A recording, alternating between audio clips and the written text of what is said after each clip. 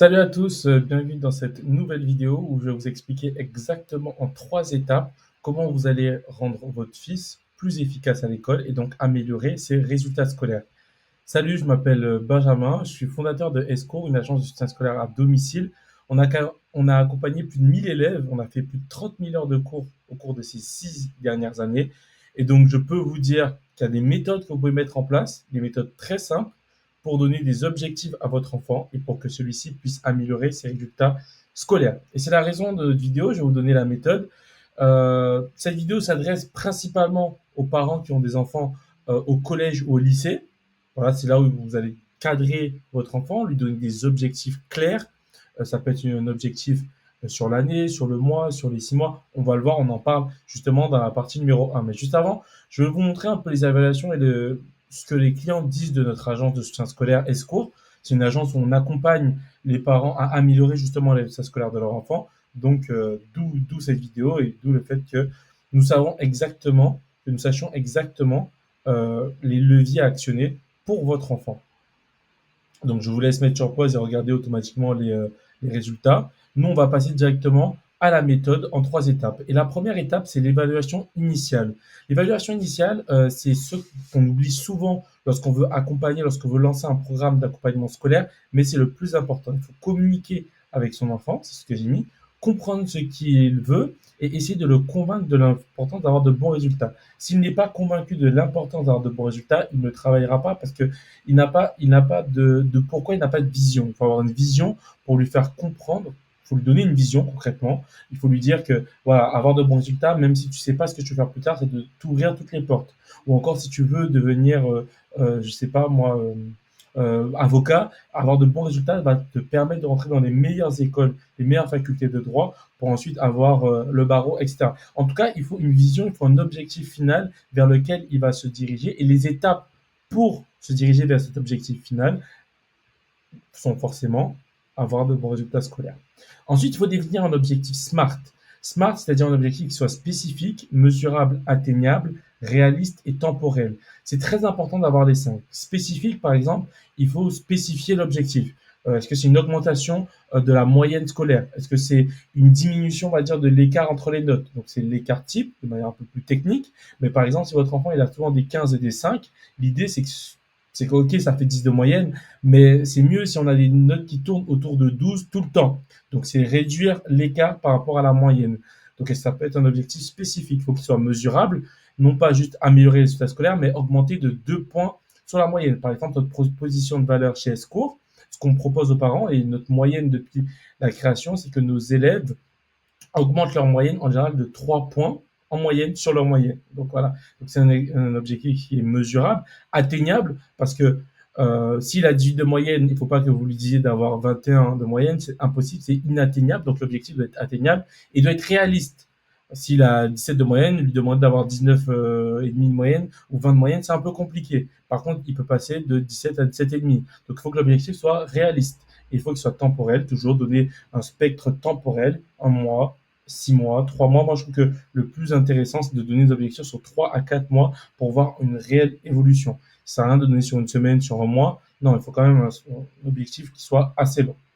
Ensuite, il faut comprendre les points forts et les points faibles de votre enfant. Votre enfant ne peut pas être bon partout, tout comme vous n'étiez pas bon partout à l'école, et forcément, il aura des points faibles. Le tout, c'est de maximiser les points forts et de réduire les points faibles. C'est vraiment ce qui va permettre à votre enfant d'exceller encore plus dans les domaines où il est bon et de réduire justement ses points faibles. C'est très important. Le tout, c'est d'être complet, de ne pas avoir été très bon en maths et très nul en philosophie. Non, ou très bon en maths et très nul en histoire. Non, l'idée c'est d'être très bon en maths et d'être pas trop nul en histoire ou en philo. Donc c'est ça l'idée.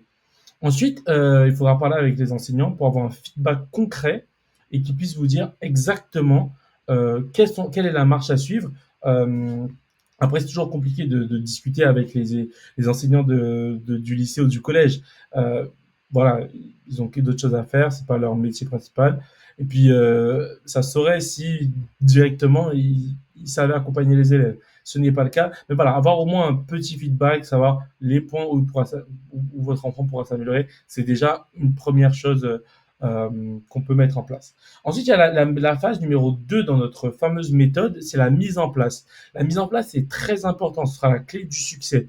Donc, il faut définir un planning. Le planning est très important. Il faut définir des heures de travail et des heures de repos. Et c'est vraiment la régularité qui sera la clé du succès. S'il n'y a pas de régularité, si pendant une semaine il travaille, la semaine d'après il ne travaille pas, ça ne sert à rien. Autant travailler 2 heures ou 3 heures sur tous les 2 jours, plutôt que travailler 10 heures un jour et ne plus travailler dans la semaine.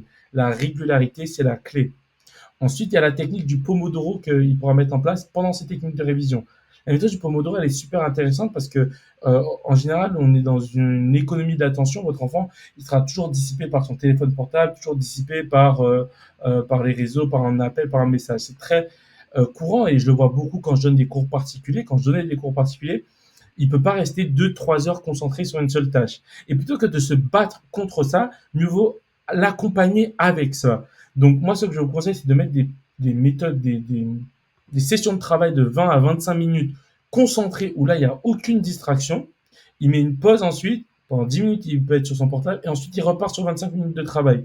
Ou encore, ça peut être 45 minutes, 10 minutes. Voilà, la technique du Pomodoro, c'est une technique italienne. C'est juste le fait d'alterner des sessions de travail intensives et des sessions de pause également.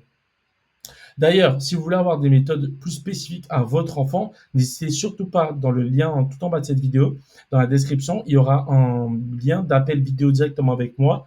Je vais essayer de faire un diagnostic un peu des méthodes de l'apprentissage de votre enfant actuellement.